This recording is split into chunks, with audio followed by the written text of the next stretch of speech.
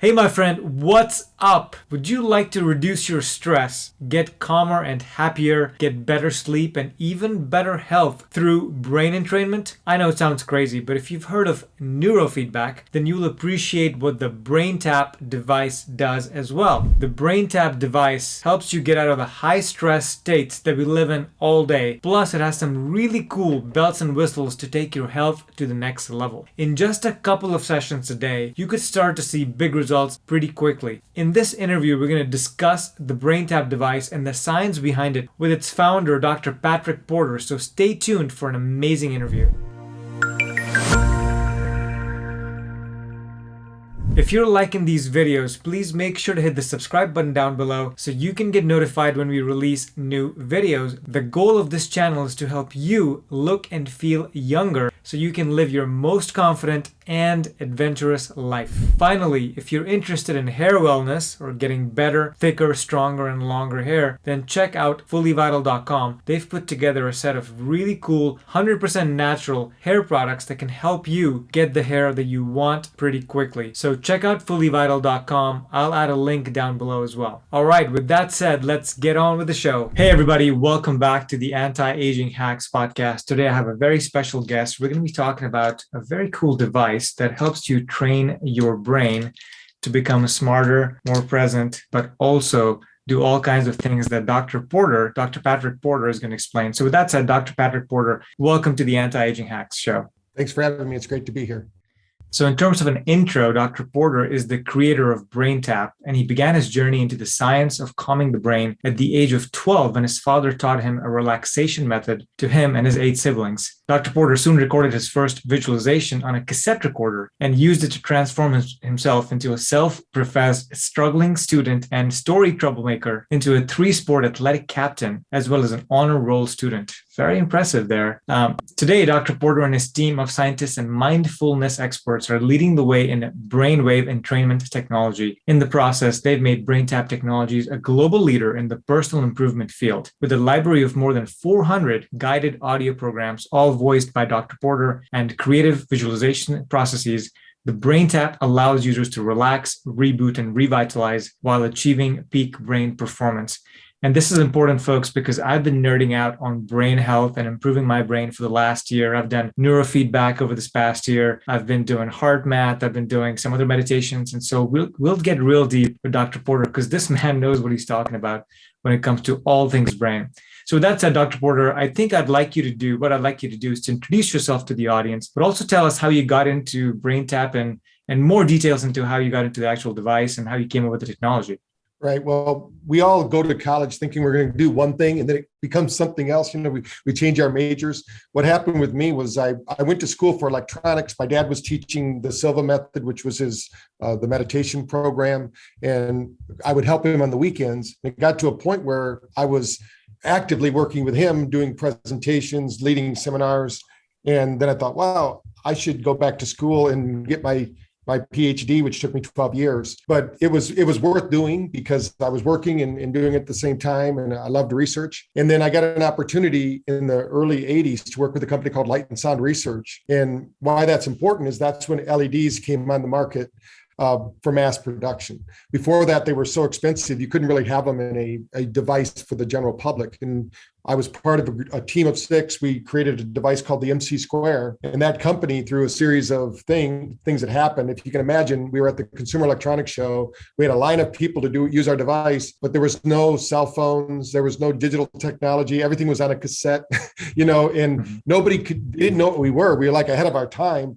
But I've always been, since my dad trained me early on, I've always been interested in ancient traditions. But my thought is, how can we make that modern technology? So that's really where it went. And for me, with the Silva method, they actually had a sound, which most people would know as isochronic tones or binaural beats. But it was a room noise. You could play it in an open room and everyone's brain would sync to alpha. So that was my first experience with technology-driven meditation. And some people thought it was really weird. It sounded bizarre, but the brain states were there. But there was no way to measure brain states really back then. We used something called biofeedback then, hand temperature, respiration, heart rate. And then something came out where we could start measuring brain waves. How could you explain it to people?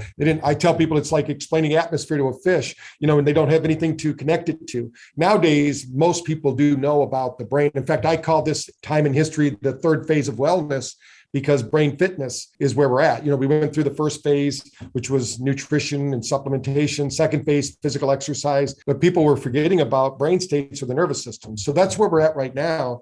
And I started a company, a franchise company. We sold that. It was very, very successful, but I wanted to do something more, and I want to get out and do more public speaking.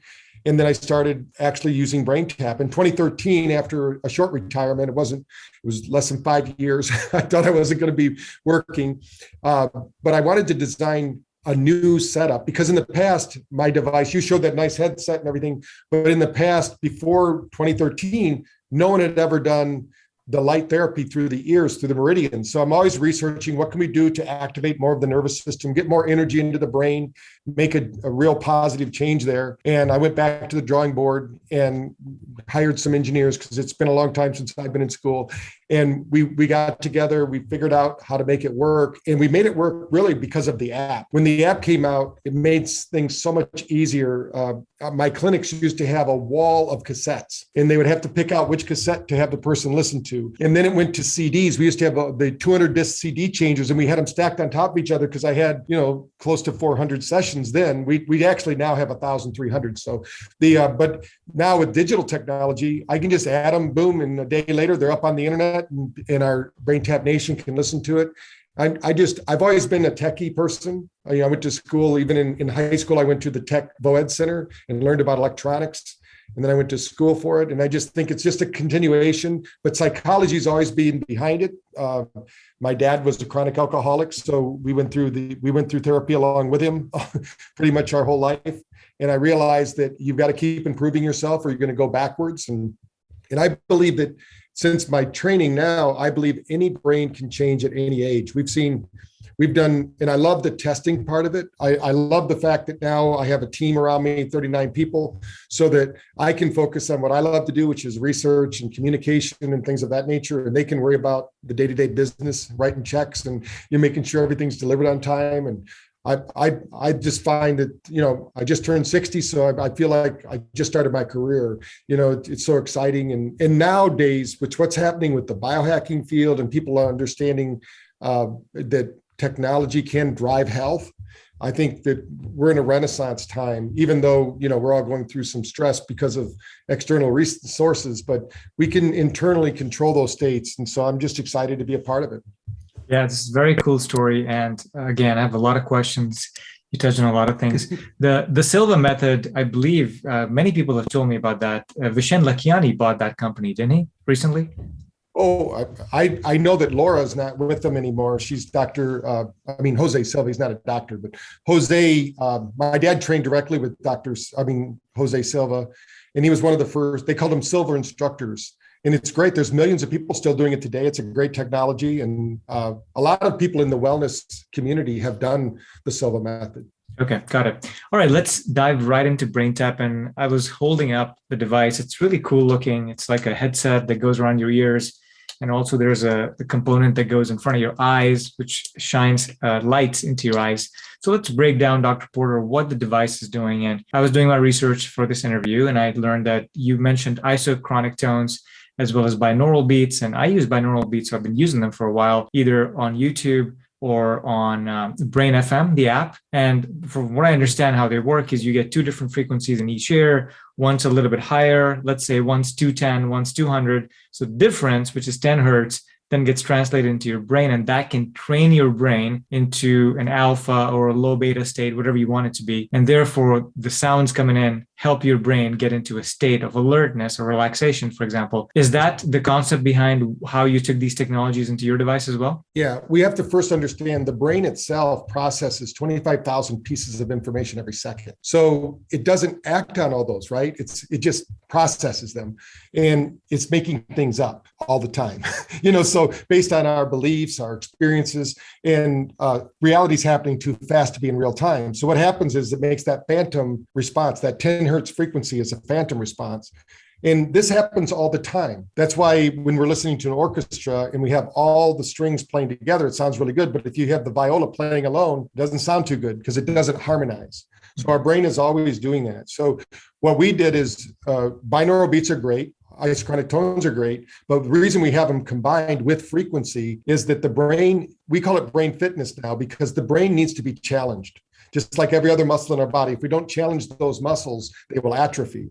The same is true with our brain. So when we're changing those, the biggest difference between what we do and what's standard out in the market is people go, I'm doing an alpha training. This is 10 hertz frequency. I can guarantee you that if somebody listens to a 10 hertz frequency binaural beat for longer than 5 seconds, they're no longer listening to that binaural beat. Their brain is off somewhere else, and then they'll come back. But it's like being in a lecture and your brain wanders and you come back. But if you could change that, we have an algorithm and it changes all the time. It's kind of like the movie Dune, where they say you have to walk, but you can't walk like a human because then the worms will get you, right? That's the same things with the brain. We have to trick the brain into being challenged. So it's going, because there's a part of our brain called the reticular activating system or the default mode network, however science you're reading. And so it's always in our environment. It's looking around our environment. Is this a safe place for me? Is it okay for me to relax? Because our amygdala and our primitive brain is really designed to save us or to protect us. And it hasn't changed in 200,000 years. So what they're doing, they found these sounds, if you mix them together, almost like a symphony, we call it a symphony of brainwaves because we're mixing them together to continue to challenge the brain and exercise the brain. And so, yeah, they're all, the science has been around for a long time. What we did was, and I think like Brain FM and those kind of, they're great for what they do, but we want to see validated research that shows that process actually changed the brain. And that's what we do at our clinic in our research project. So we're showing, hey, what happens when this goes on? So some people look at, it's kind of like you go to a restaurant and you want to make spaghetti sauce or Alfredo sauce, right? It's only 3 ingredients, but I've had some pretty bad Alfredo sauces. The same thing's true with out there in the brainwave world. So it's very important that it's been validated because you can buy devices out there and just make your own binaural beats. And sound also is only 10% of the brain. So when you look at that headset, so what we do is the same thing is going on with sound, we're doing with light because we're not really seeing through our eyes. It's not really shining light in the eyes, although it is flickering LEDs, light emitting diodes, but they're actually mimicking a candle. And so you think of ancient technology. The ancient tradition was you could sit in front of a candle and meditate. In our brain, the reason this all works is our brain actually matches its environment all the time. So between 0.5 and 100, our brain will match that environment. So the candle, any fire burns at 10 hertz frequency. So when you're sitting, that's why people get mesmerized by fires. So the brain sees that, the frequency response, the brain matches it. And because the fire continues to move, just like the cadence we're talking about, the brain stays active in it. And it actually starts to create neurotransmitters. The neurotransmitter at alpha is acetylcholine. So we can actually measure that. And we're blessed because the country of Brazil actually is doing a research project right now, spending its own money, $250,000 to prove BrainTap is a digital drug. And it's not a drug at all, but they want to call it that because they're doing it through the drug center. One of their top scientists in drug research started using BrainTap, and he's like, wow, what's going on here? This is working as well or better than the drugs we give, but there's no side effects. The only side effect is maybe you fall asleep. So we're showing that we're upregulating 54 different neurotransmitters, and we're downregulating the ones that are most important for like your podcast, which is the stress hormones. When you downregulate them, then you can't really, nobody knows how to not age, but we want to age gracefully and we want to have our cognition. And that has to do with neuroplasticity. So we want to show neuroplastic change, which means the brain can adapt, improvise, and overcome whatever obstacles are in the way. And light, sound, and vibration are one of the best ways. So also the light in the eyes, that frequency response will go from 0.05 in our sessions all the way up to 65, which we're going to talk about. That's gamma. We can go higher than that, but we found that the brain starts to stress out if we go any higher than that, or I should say our physiology stresses out. But truly all stress is brain stress. So if the brain can't handle that processing of information, it shows up as a chemical corresponding reaction in the body, which then causes us to have anxiety, stress, depression, all those things that lead to premature aging. So what we want to do is we want to eliminate the landmines, which is stress. And then what we did we have to change those all the time. So just like binaurals, when we had that phantom effect, we're matching whatever's happening in the right ear is actually happening in the left eye, but it's happening through light. And even though we can't tell the difference because the frequencies are so fast, the brain does. It knows that difference. And what happens is the brain continues to do the dance. And what happens is it sends blood flow, circulation. With blood flow and circulation comes ATP production, nitric oxide release, and all of those things are proven. And then what we did was we said, because this was about, I guess 2012, we were working with autistic kids with our old model, and we couldn't get them to relax because they could understand us, but they're in two stages. One is they're disassociated. That's why Dr. Melillo wrote a book called Disassociated Kids.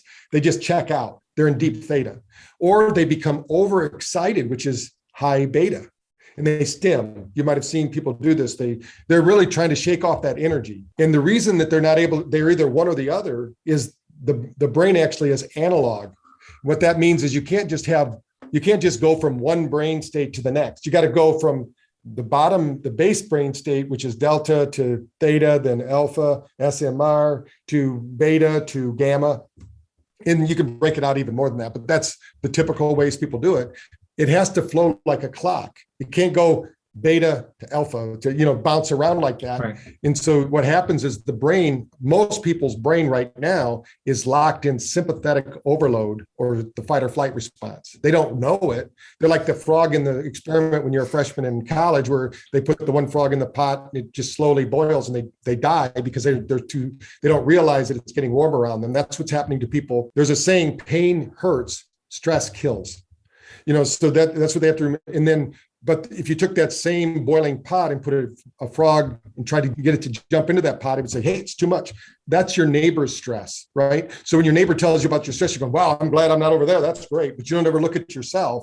So what we did is we wanted to know with the autistic population, how could we affect the nervous system by bypassing the critical thinking of our brain, which is they can't understand it. We can't just tell them, and like we use positive psychology. So we can't just say, just go ahead and breathe, relax. We didn't know if they were understanding that. So there's a Noget frequency, which is Dr. Noget, who did iridology, which he found that when we put certain frequencies in different parts of the ear, that the body would mirror that, just like the brain. It would send it down through the meridians. So it would affect.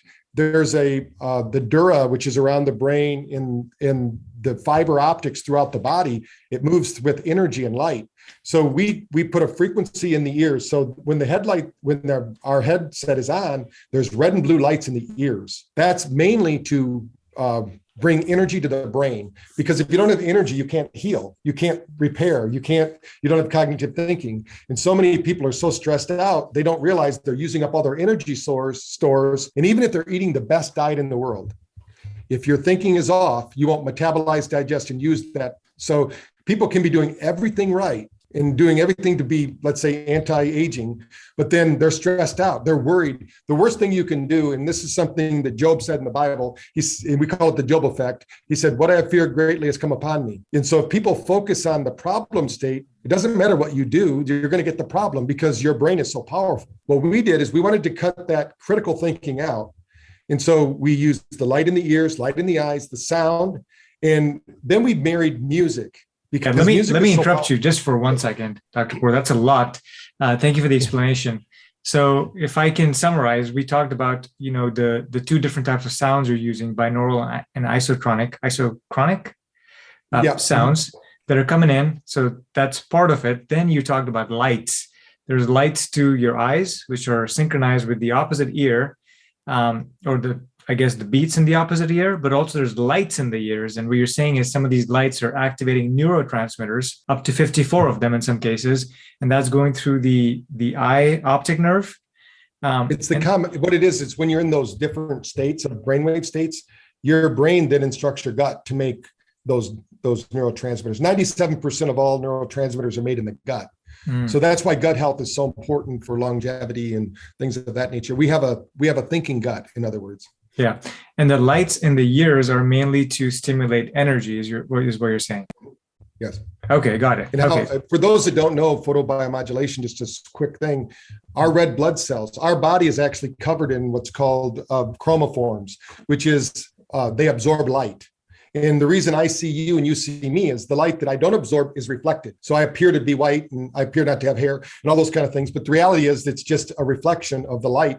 It's a game of light, sound, and vibration in this reality. And so our body absorbs the light. And if it's healthy, healing light, the cells will accept that energy and produce ATP, which we need to heal our body and to have just function. We need that for repair and things. Now, that's why our sunlight is so important. So what we did is we said, what kind of light does our body like best? And what the science shows to repair the gut, because remember, the gut is not just digesting food, it's actually balancing out the body chemistry all the time. So sunrises and sunsets have been found. If you do something called sun gazing, the research shows you can actually reset your gut biome.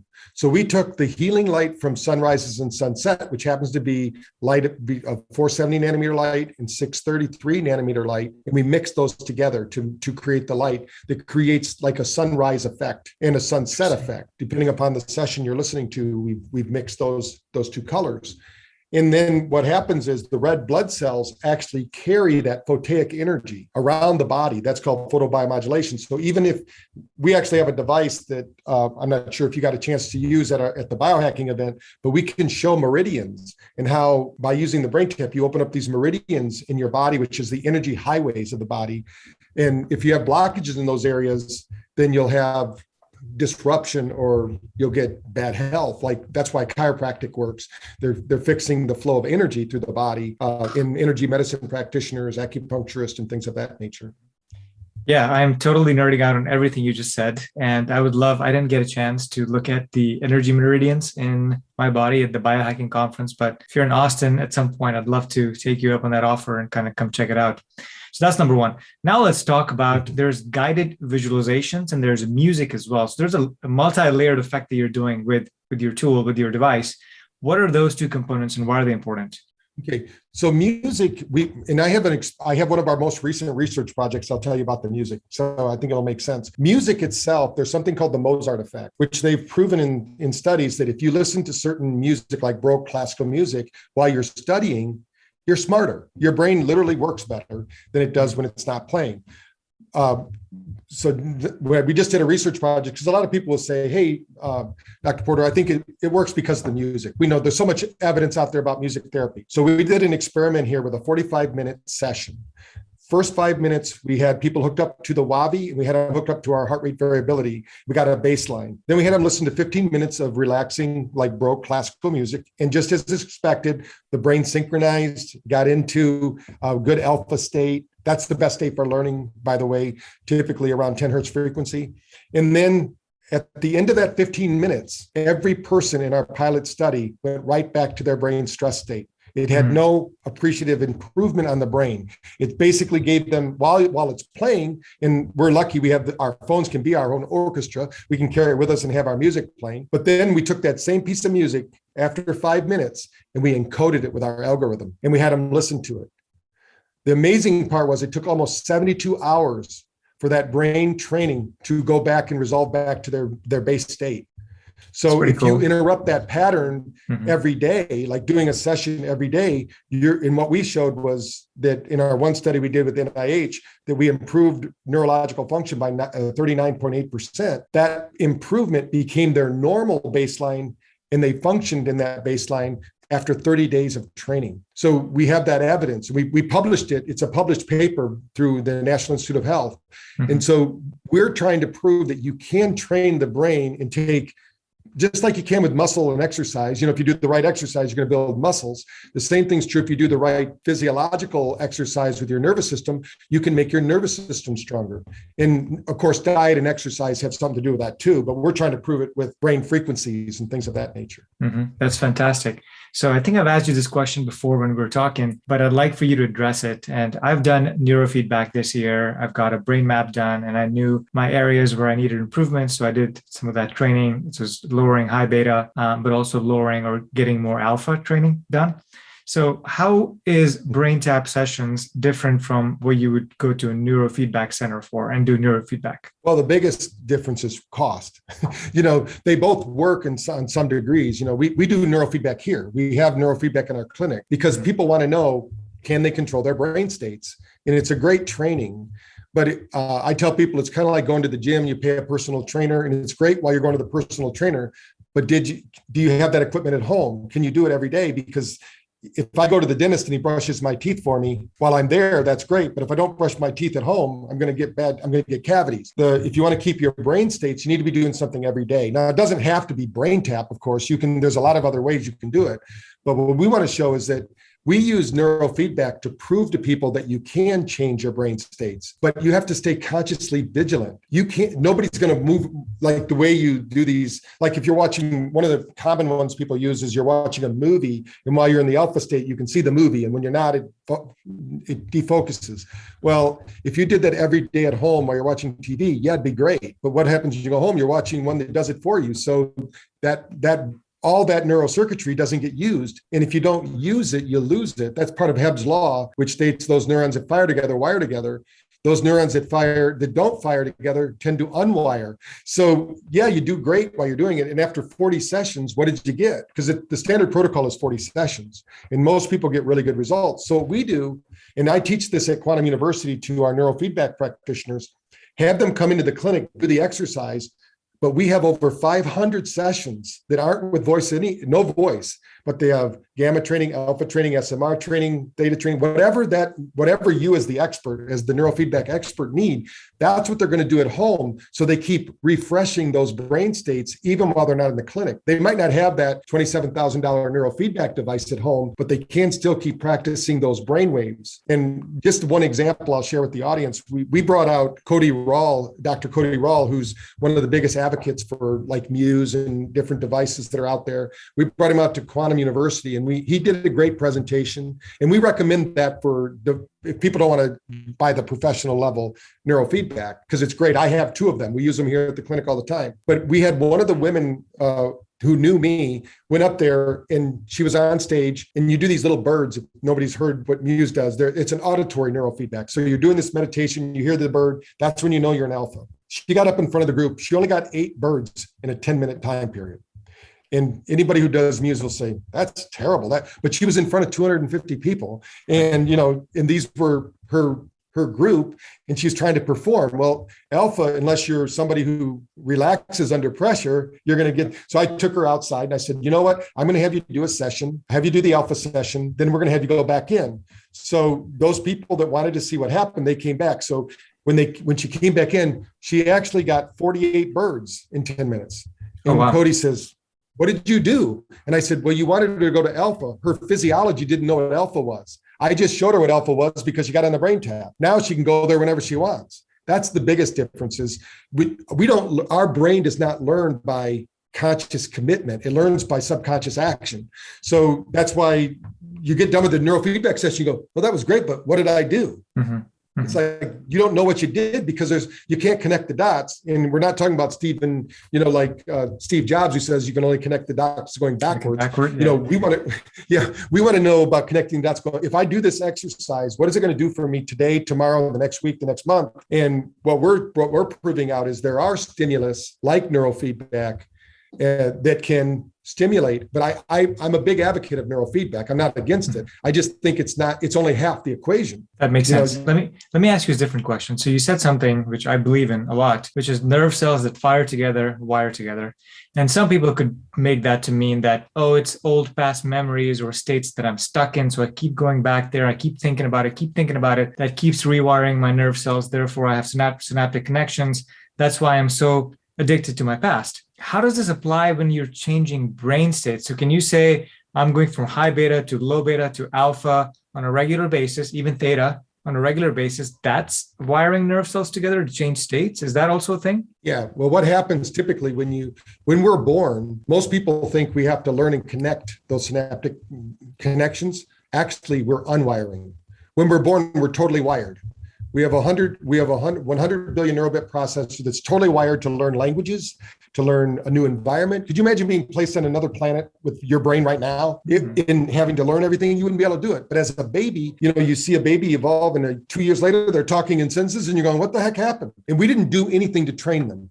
They simply absorbed their reality. Their brain sorted it out and made it work.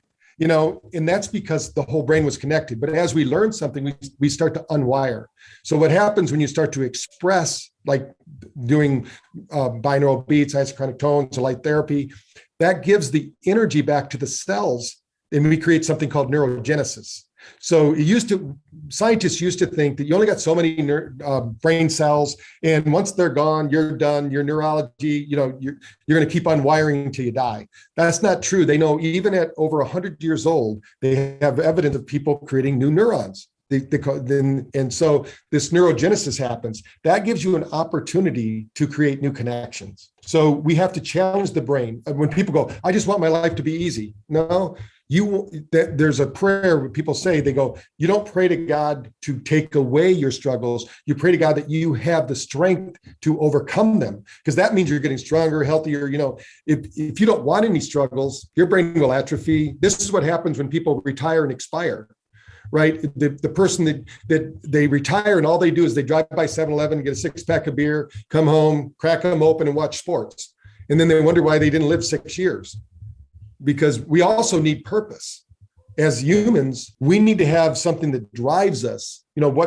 So when people tell me, they go, are you going to retire? No. They're going to have to kick me out of this work, because I love doing it. Why would I want to stop doing it? And, you got to find something that when you do it, you find joy and energy in it.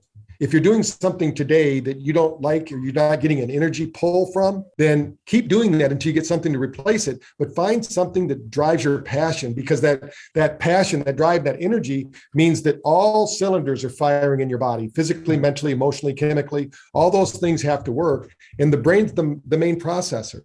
So, but some people, they claim, I don't have personal experience, but I've seen the research that certain people see different colors than other people. Like their brain has evolved to see new colors. And they say that even 2,000 years ago, there was a different color blue than there is today. So there's more here than we're allowing ourselves to learn and know about.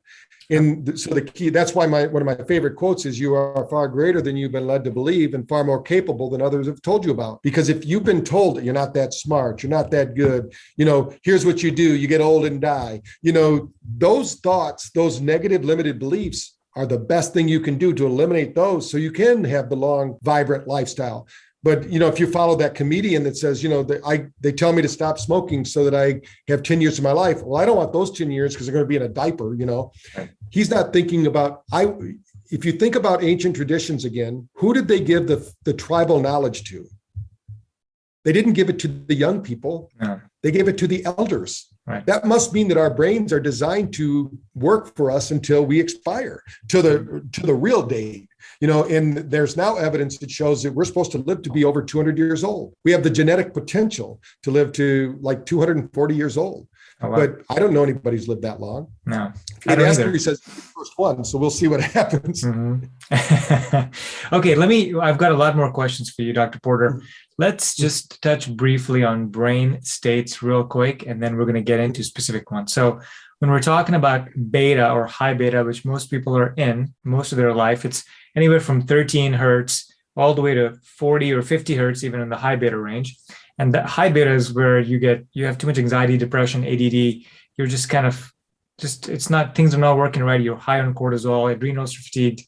When we go down to alpha, it's the more creative, calm state, more meditative, which is like they call it the pathway into the subconscious. And then theta, of course, we're getting deep into the subconscious programming. And then delta is completely your sleep. Your body is sleeping, right? Right. Is that fair? Yes. From a high level? Okay. What is gamma? Where does that come in? We found that gamma is a heightened state of creativity and awareness. It's kind of like theta on steroids. Okay. It also has it has the propensity to produce a lot of GABA, which is a precursor to DMT. Mm-hmm. So when people do plant medicine, they're under the illusion that the plant medicine is doing it. It's really the brain that's doing it. We have receptor sites in our brain. We create our own DMT. So that's when you have those spiritual experiences. what I found recently, because I've been doing a lot with gamma, especially with a doctor in Texas, his name is Dr. Rosenthal, with PTSD and psilocybin, is that we've been able to create gamma states with BrainTap, and people have been having a psilocybin trips without a psilocybin, because we mapped the brains of people on psilocybin, and then I created BrainTap sessions that mirrored that. And not everybody, but a good number of them are having the same response. They're getting these kind of mystical experiences based on their experience of self before that. But the whole thing is about this higher order. And one of the things they found is that when you meditate when you hit that 10 hertz, that alpha frequency, you have a gamma burst. You also have a delta burst. It's almost like the brain kind of takes all that in, just fills up all the brain waves with energy and then collapses again. And for a brief moment, you have this full spectrum brainwave.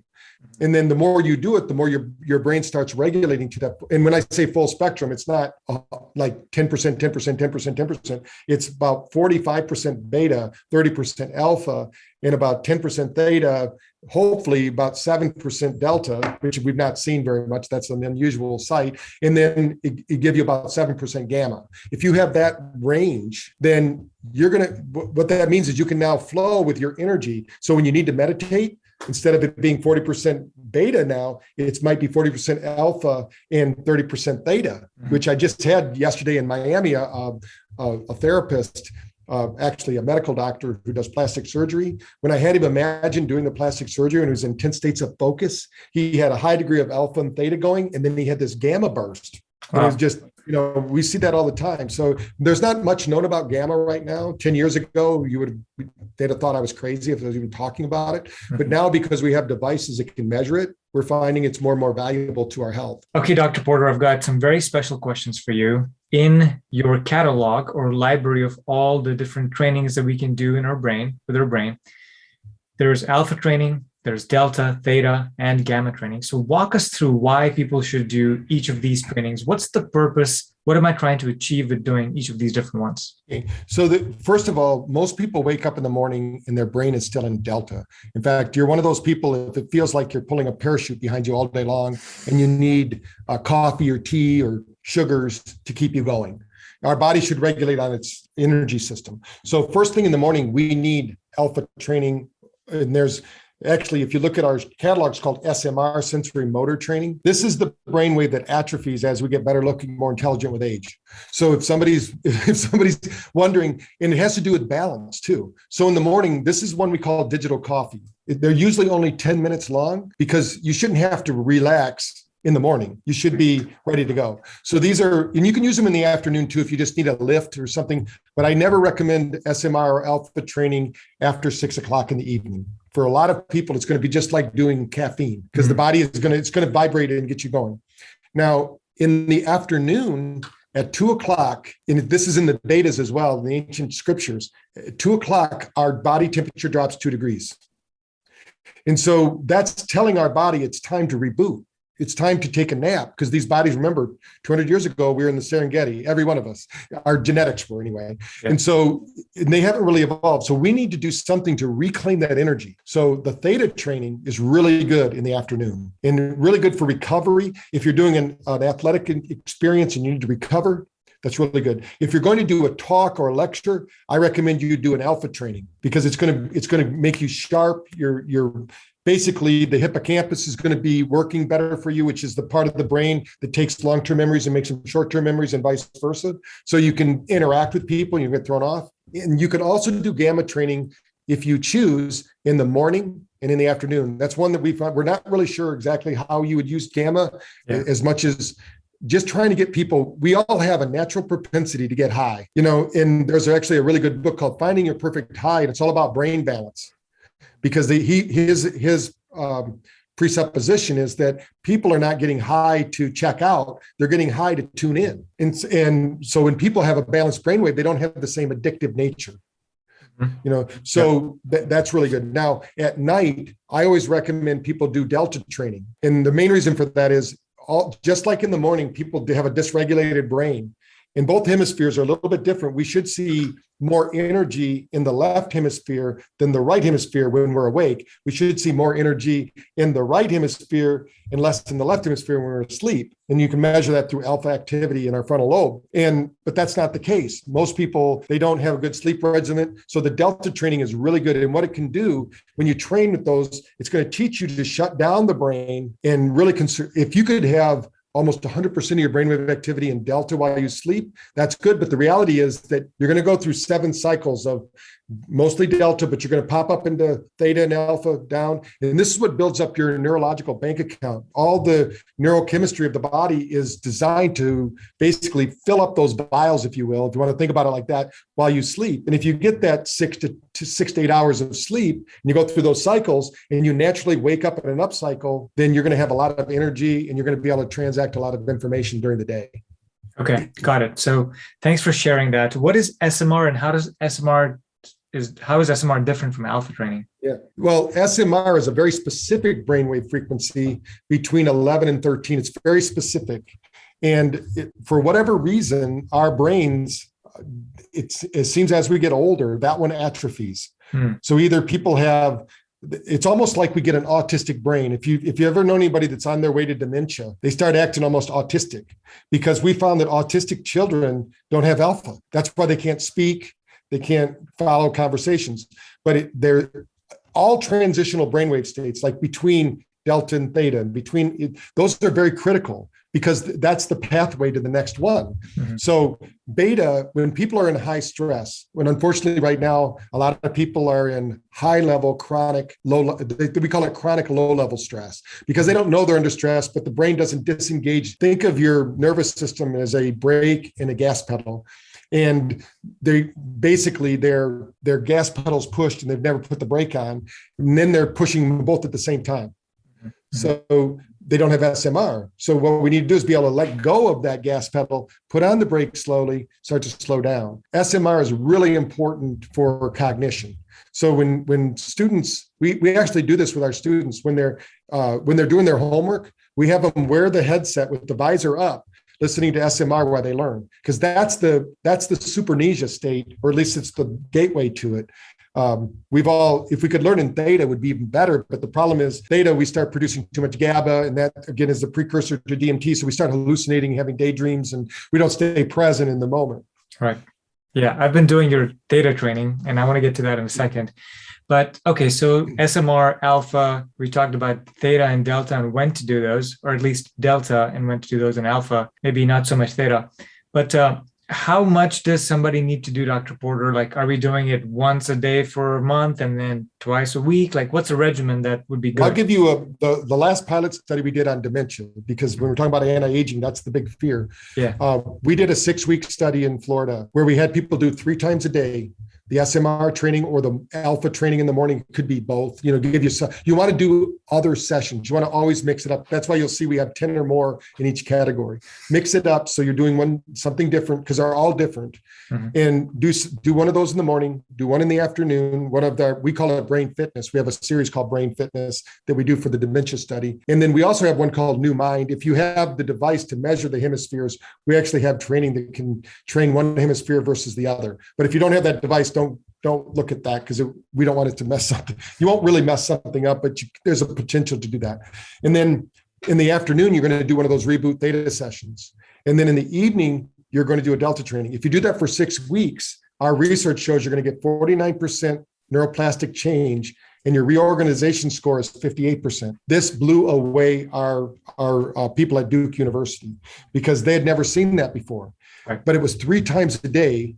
And at the end of that 6 weeks, we found that in order to maintain that, they had to do a session at least, at the very minimum, every 72 hours, because our nervous system tries to rewire back. Now, if they wanted to continue to improve, of course, there's only 100% improvement. So whatever they were around, the average person had about a 62% improvement in that time period.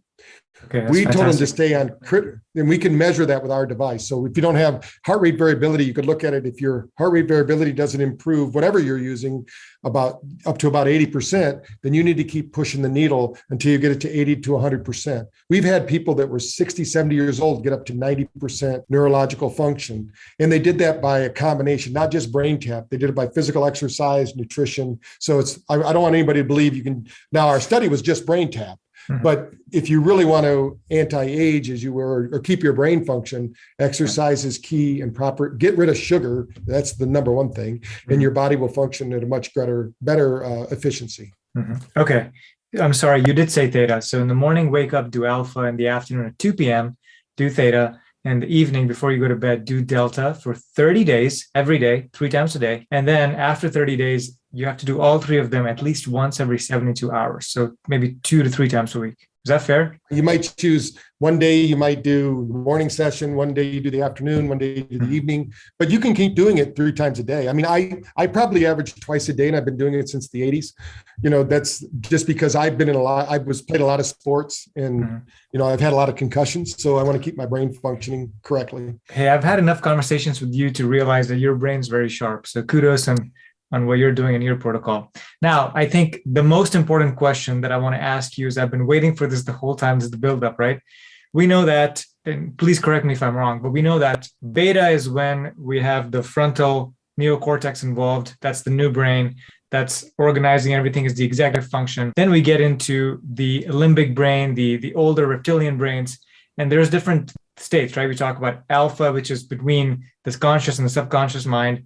Then we get into theta, which is squarely in the subconscious area, and delta, of course, it's also subconscious, but we're sleeping. So if I wanted to reprogram myself, again, you're helping with a lot of these tapes, but if I wanted to do specific programming on myself, could I use your BrainTap to do theta training? And while the theta training is running for 30 minutes, can I have another audio playing on top of that, not superseding it, but at the same time, that's reprogramming me to become what I want to become, be that abundance or be that clarity of thought or get rid of negative patterns, what have you. Is that possible? And is anybody doing it? Oh yeah. We have a lot of, that was my franchise. We used to have people come in, and we would use a mixer, and we would mix it all in with their voice, because your voice is very powerful. If you can hear your voice, it bypasses a lot of that critical factor in our brain that just rejects information. We are going to be putting together, as part of the BrainTap app, and people will have it. They'll be able to read my scripts and actually put it into their own voice. We're working on that so that they can say, I want to do an alpha training. That's the background track. You could do your own affirmations. We do this with professional athletes all the time, because they love to hear themselves talk anyway. So I help them script it. I set them in front of a mic. We record it, and then we mix it together. What people do, because you can mix it, or you just have 2 sources. Like you could be wearing your earbuds and wear the others. And yeah, we've had people do that all the time. And the key thing is that it's all about stimulation and acceptance. So as long as what you're listening to doesn't have a cross pattern, like if you only listen to one set of algorithms at a time, then you're probably going to get some really good results. Now, if what I think is correct, and thanks for clarifying, if what I'm believing this to be it's going to override everything that came before it, meaning anything that negates it beforehand will get overridden by the new program, correct? Yeah, cassettes made this easy to explain. So if you think about when you have a cassette and you record on it, but then you hit record and you write over it, you can't go back and get the old information. Right. So the nice thing about what they think in neurophysiology is, if we can get one new thought. So imagine you have one new thought today. They now know a constellation of changes happens to provide room for that one new thought. They actually believe the whole brain rewires, because all thoughts are like beads on a string. So that's why people have that epiphany, or they have that, there's a saying, you want to have a breakthrough, not a breakdown. But most people wait till they have a breakdown to have a breakthrough. Right. So you can do it the opposite way. And that's why reading new materials, challenging your brain, being around intelligent people that are going to make you better than people that drag you down, what we call the crab syndrome. You don't want people to drag you down. You want to be doing things that stimulate neural growth.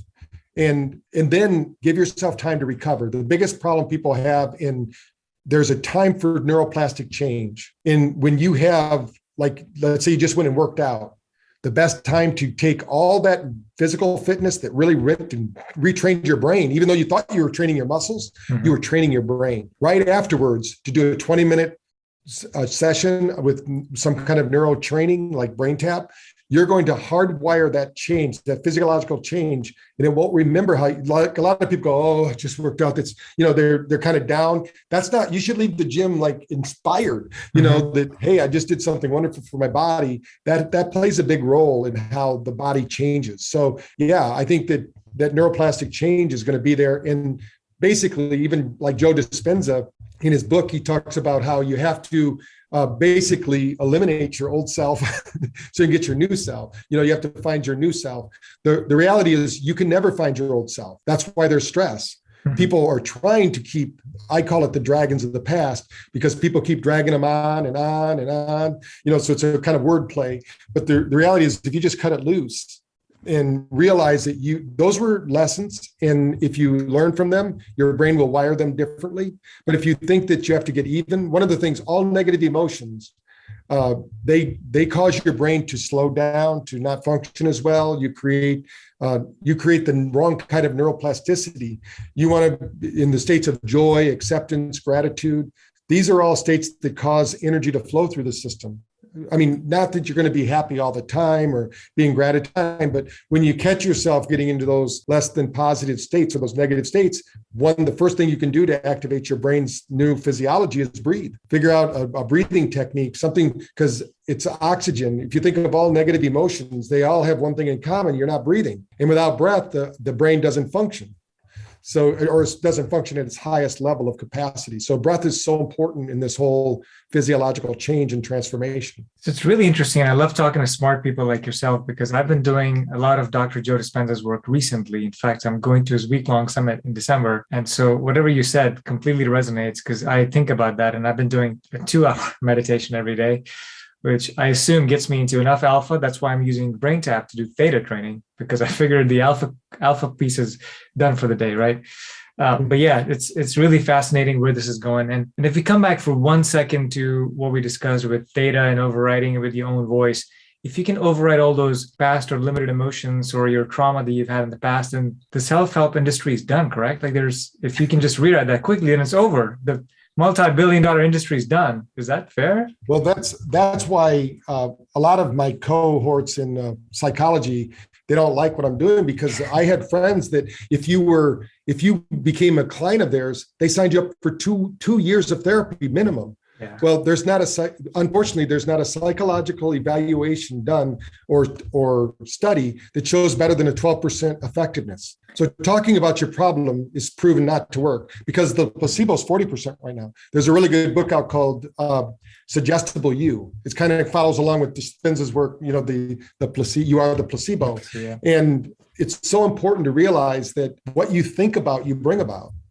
And if you're thinking about the past, we cannot bring the past back. That's why grieving is so important. Like when we do work with vets on PTSD, we have to take them through a grieving process first, because they keep trying to reclaim their youth. They keep thinking that time when they were in the battlefield, somehow they can erase it. No, you've got to embrace it and learn from it and put it in the perspective that, hey, that which doesn't kill me makes me stronger. It can't just be a motto you say on the battlefield. It's got to be a lifelong mission. And then your brain will change.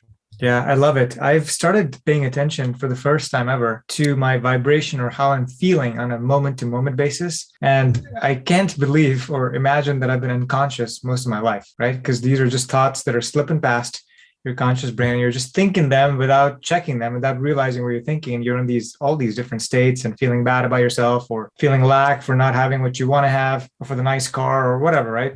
And for the first time, I'm catching myself in these thoughts, and I'm going, that's not me. I got to not do that again. And so it's really freeing yourself in a way. So it's really cool.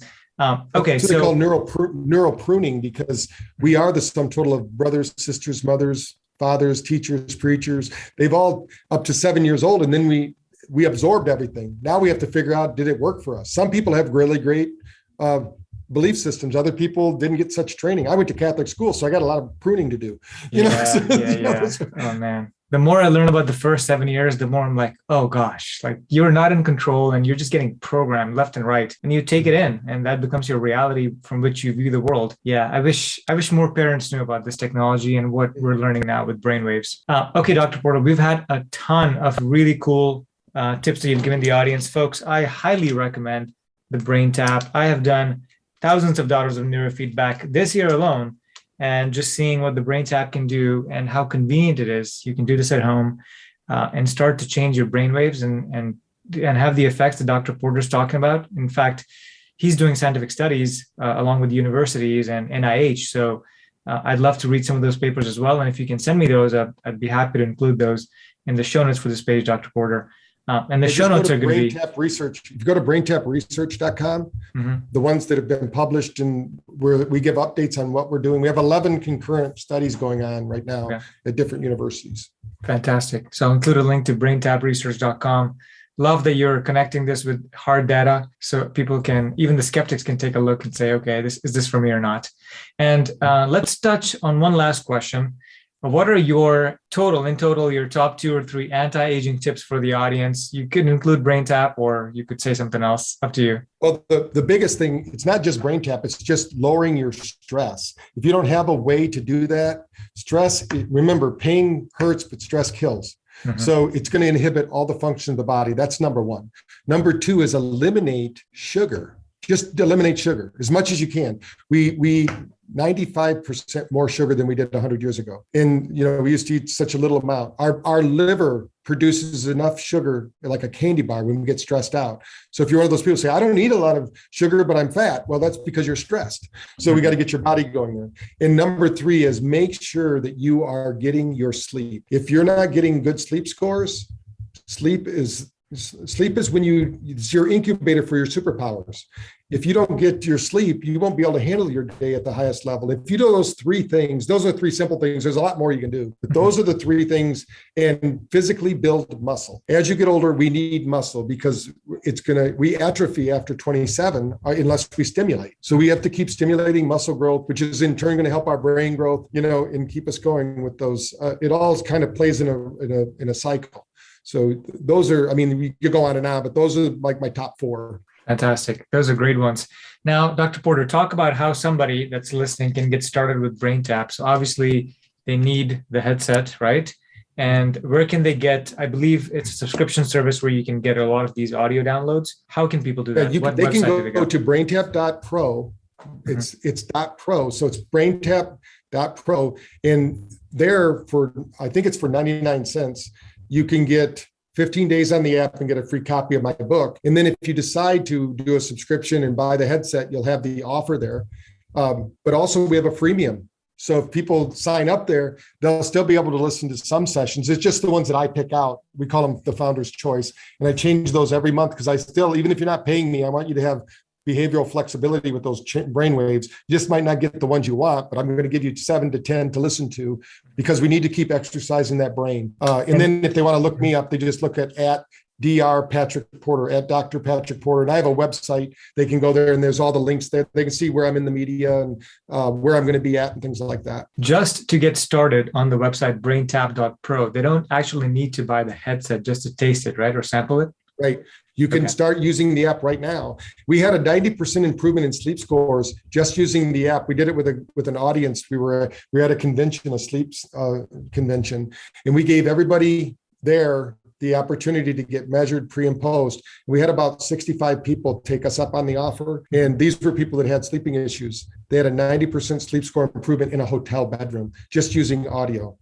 So if you're having a sleep problem, my challenge to you is you can do it for a week because it's free, 99 cents. And then you can see if, and you get to keep the book, whatever you do. The book is a full book. It's not a e-version of a book. It's the real book that's 260 pages and you can download that and play it on your phone or your tablet. Folks, there's not a lot of people that I believe are really tuned into what's going on. And I think Dr. Patrick is one of them. So keep doing the good work. And again, try out BrainTap. I think it's going to be worth your while and check out his book. You get his book for free or for 99 cents. So I would encourage you to take that next step. Dr. Porter, thank you so much for coming on. Is there anywhere else people can go? BrainTap.pro, and you give out your Instagram. Is that where they should go? Yeah, if they just look up, you can go, if they go hashtag BrainTap on the internet, they're going to see a lot of biohackers now, because we were just at the convention. They keep posting pictures, which is pretty interesting, but they'll see babies using it, up to over centenarians using it. So they can see how people are using it, and just read about it. It's one of those devices that people just feel like they should share their story, which is good for us. And good. My mission is to better 1 billion brains. So my hope is that you'll do it, download it, love it, then tell your family and friends about it. And we can put, the real pandemic is the stress pandemic that we're under, the fear pandemic, the frustration pandemic. So, but we have to manage it ourselves. And my hope is that everybody, finds a way to do that. If it's not BrainTap, you've got to find something to do that, or it's going to slowly kill you. Agreed. Thank you so much, Dr. Porter, for coming on the Anti-Aging Hacks podcast. Thank you. And live long and prosper, as Spock would say.